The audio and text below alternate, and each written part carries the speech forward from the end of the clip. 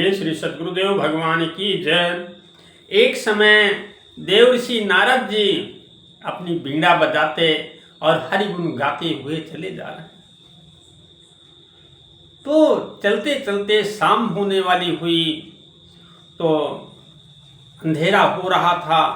तो एक चौराहे पर चारों तरफ रास्ता था, बीच में एक व्यक्ति बैठ कर और वहाँ गड्ढा खोद रहा था और उसने फूल लिया था, मिठाई लिया था, बहुत सामान लेकर के, एक हांडी लिया था, सब कुछ लेकर के वहीं बैठा था।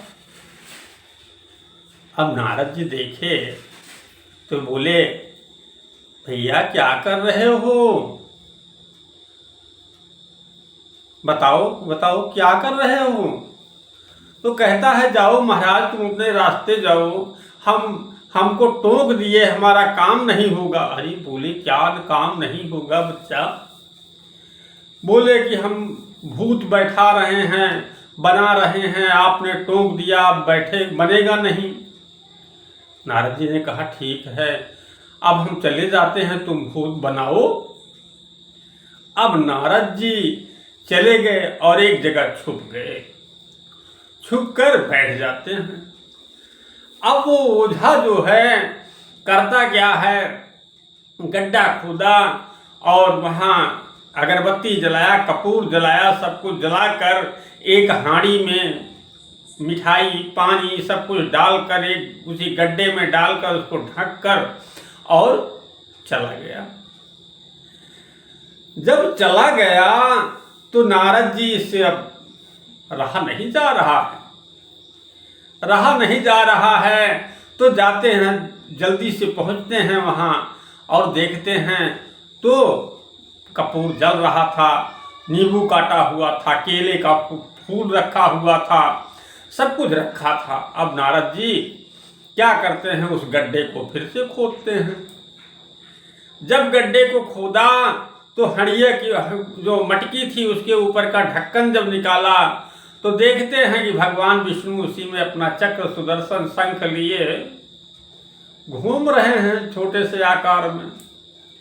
अब नारद जी ने देखा तो कहा, भगवान, ये तुम भूत भी बनते, आप भूत भी बनते हैं, आप भूत भी बनते हो? भगवान ने कहा, नारद क्या बताएं, हमको भूत भी बनना पड़ता है। नारद जी ने कहा, क्यों महाराज भगवान, कि क्यों आपको भूत बनना पड़ा? तो नारद भगवान कहते हैं कि नारद, जब व्यक्ति जो है धर्म के रास्ते पर ना चल करके नहीं चलेगा तो उसको जो है ये भूत प्रेत के माध्यम से उसको दान पुण्य करना पड़ता है, तभी उसका उद्धार होता है। तो भगवान विष्णु कहते हैं कि नारद सुनो, जब इनके पत्नी थे, इनके पेट में बच्चा नहीं था, इनके कोई बच्चा नहीं था, तो एक जगह गए कथा सुनने के लिए, सत्यनारायण स्वामी की कथा हो रही थी, वहाँ गए और हाथ जोड़कर विनती किया कि भगवान, हमको कोई संतान होगी तो हम कथा सुनेंगे, आपका व्रत करेंगे। अब फिर वहां से आने के बाद इनको संतान मिली।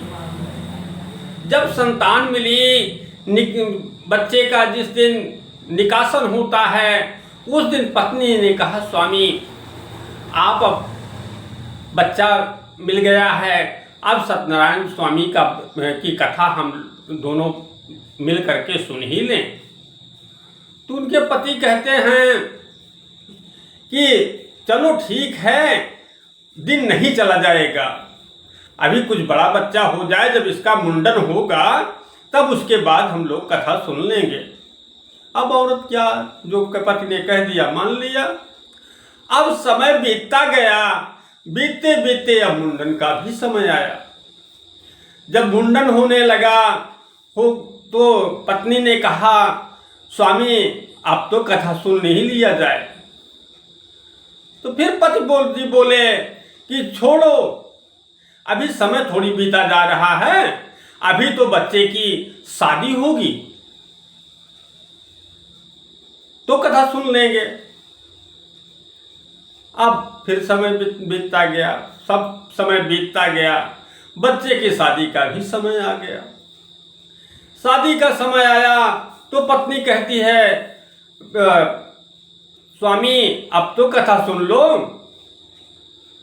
तो कहते हैं चलो अभी दिन थोड़ी बीता जा रहा है, अब शादी हो गई है, कथा सुन लेंगे, टाल दिए। तो इस तरह से टालते टालते टालते टालते इनको 20 साल हो गया और 20 साल में इन्होंने एक कथा नहीं सुना। तो करते क्या हम, तो भूत बन गए, इनका लड़का बीमार हुआ और फिर उसके बाद ओझा के पास गए। जब ओझा के पास गए तो ओझा ने बताया कि भूत है। तो वहां जाकर एक कथा के बदले 100 कथा का पैसा खर्च करके वो आज भूत बनाया गया है।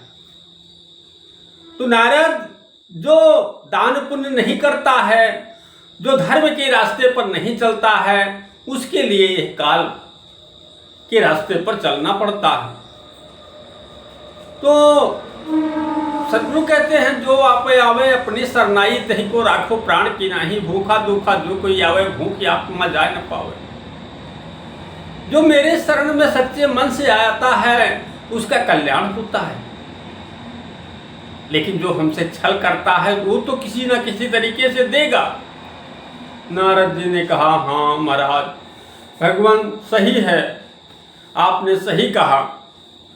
तो दान पुण्य जो है यह करना चाहिए और धर्मो रक्षत रक्षिता, यदि आप धर्म की रक्षा करेंगे तो धर्म आपकी रक्षा करेगा।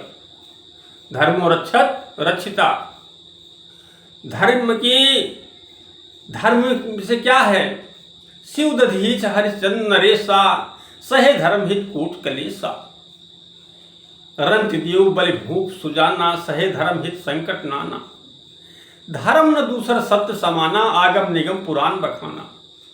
सत्य और धर्म से बढ़कर कुछ है नहीं, लेकिन यह मोह माया यह इतना जटिल है कि यह कहीं जाने ही नहीं देता है। पाप के रास्ते पर काम क्रोध लोभ मोह यह विष की छुरी, जो इसमें फंसा हुआ है वो धर्म की तरफ मुड़ ही नहीं पाता है।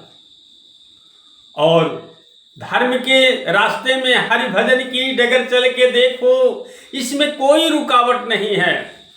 सिर्फ आ तो जाओ, भगवान के से जुड़ तो जाओ, वो आपके सभी कष्टों को दूर करेगा। बोलिए श्री सद्गुरुदेव परमानंद महाराज की जय, सच्चे गुरु की जय, सच्चे दरबार की जय, सीताराम नाम की जय।